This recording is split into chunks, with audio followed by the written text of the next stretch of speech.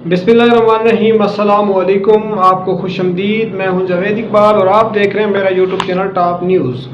Video देखने के लिए मैं आप सबका तहे दिल से शुक्रिया अदा करता हूं। मेरी दुआ है कि आप जहां भी रहें खैर व आफियत से रहें और तंदुरुस्त रहें। जनाब, आज की इस वीडियो में हम बात करेंगे दुआ ज़ारा के हवाले से, जो कि कराची से भागकर लाहौर के एक शख्स ज़हीर अहमद से शादी की थी। गुज़श्ता रोज़ अदालत में उनको पेश करना था। अदालत की तरफ से एक बड़ा फैसला जो था वो सुना दिया गया। अब वो फैसला क्या था, दुआ ज़ारा के साथ क्या हुआ, आज इस पर हम तफसील से बात करेंगे। वीडियो की तरफ चलने से पहले आपसे गुजारिश है कि आपने अगर अभी तक मेरा यूट्यूब चैनल सब्सक्राइब नहीं किया तो उसे सब्सक्राइब कर दें और साथ ही घंटी के बटन को दबा दें ताकि आपका और हमारा साथ अच्छा रहे। जनाब, जैसा कि आप जानते हैं, एक मंथ पहले की जो खबर सोशल मीडिया पर वायरल हुई थी दुआ ज़ारा के हवाले से कि दुआ ज़ारा को कराची से किसी ने किडनैप कर लिया है। इस तरह दुआ ज़ारा के वालिदैन बार बार सोशल मीडिया के ऊपर आकर अपने बयानात जो थे वो रिकॉर्ड करवा रहे थे कि दुआ ज़ारा को किसी ने अगवा कर लिया है। जनाब, कुछ दिन के बाद फिर एक बड़ी खबर सामने निकल कर आई कि दुआ ज़ारा ने ज़हीर अहमद शख्स से निकाह कर लिया और दुआ ज़ारा अपनी मर्जी से घर छोड़कर ज़हीर अहमद के पास गई। जनाब, फिर दुआ ज़ारा की फैमिली की तरफ से एक नया बयान रिकॉर्ड करवाया गया था कि दुआ ज़ारा की उम्र जो है वो 18 साल से कम है, जिसका शरीयत के अंदर निकाह नहीं हो सकता। तो उन लोगों ने दुआ ज़ारा के बयान को रिजेक्ट करते हुए कहा कि दुआ ज़ारा को नशा देकर दुआ ज़ारा से इस तरह के जो है बयानात वगैरह लिए जा रहे हैं। जनाब, फिर दुआ ज़ारा और ज़हीर अहमद फिर अपनी फैमिली से पुलिस से फिर भाग गए। जनाब, जैसे भागे फिर अदालत में जब ये केस पहुंचा तो अदालत ने आईजी सिंध को बड़ा सख्त नोटिस जारी किया कि आप 7 तारीख से पहले जो है दुआ ज़ारा को हर सूरत में अदालत में पेश करें। जनाब, दुआ ज़ारा को पकड़ने के लिए पुलिस की तरफ से और सिविल टीमों की तरफ से 7 टीमें तश्कील दे दी गई थी, जो कि हमने गुज़श्ता वीडियो के अंदर भी बात की थी। 7 टीमों में से 3 टीमें जो थी जिनका रुख पंजाब की तरफ का था, 2 मानसरा की तरफ थी, एक जो थी वो बहावलपुर की जो बॉर्डर लाइन है वहाँ पर थी, एक और टीम जो सिंध में इस हवाले से दुआ ज़ारा की तलाश में जारी थे। जनाब, वक्त बढ़ता गया, आखिरकार दुआ ज़ारा की लोकेशन टीमें ट्रेस कर रही थी। करते करते दुआ ज़ारा और उनके जो मौजूदा हस्बैंड थे, अगर मैं कहूँ कि उनके हस्बैंड थे तो कुछ दोस्त नाराज़ हो जाएंगे, अगर मैं ना कहूँ तो भी कुछ दोस्त नाराज़ हो जाएंगे। तो अगर मैं कहूँ कि दुआ ज़ारा का निकाह नहीं हुआ तो सवाल ये पैदा होगा कि इस वक्त दुआ ज़ारा किसके साथ है। अगर मैं कहूँ कि दुआ ज़ारा का निकाह हो गया तो फिर कोई दोस्त सोचेंगे कि दुआ ज़ारा की उम्र जो है वो 18 साल से कम है, तो फिर 18 साल से कम जो है उन बच्चों का निकाह नहीं होता इस्लाम के अंदर। जनाब, दुआ ज़ारा और उसके होने वाले हस्बैंड को या जो मौजूदा हस्बैंड थे उनको पकड़ने के लिए, उनको गिरफ्तार करने के लिए या दुआ ज़ारा को बाजियाब कराने के लिए पुलिस की तरफ से मुसलसल जो है छापे मारे जा रहे थे। गुज़श्ता रोज़ बहावल नगर के गांव चिश्तिया में ज़हीर अहमद को तो पुलिस ने गिरफ्तार कर लिया, लेकिन अगर हम कहें कि दुआ ज़ारा को बाजियाब कर लिया।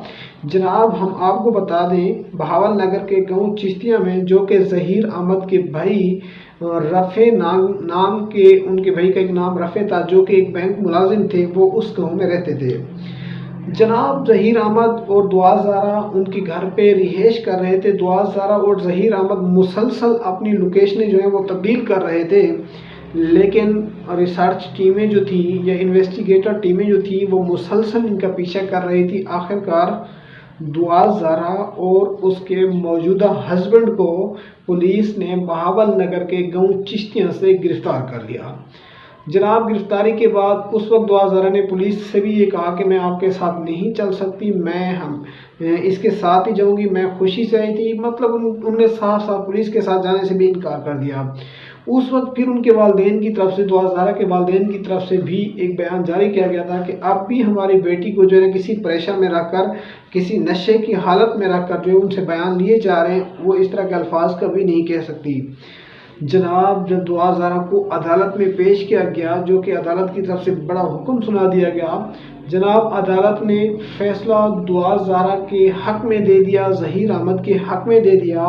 अदालत ने फैसला जारी किया कि अब दुआ ज़ारा को ज़हीर अहमद के साथ भेज दिया जाए।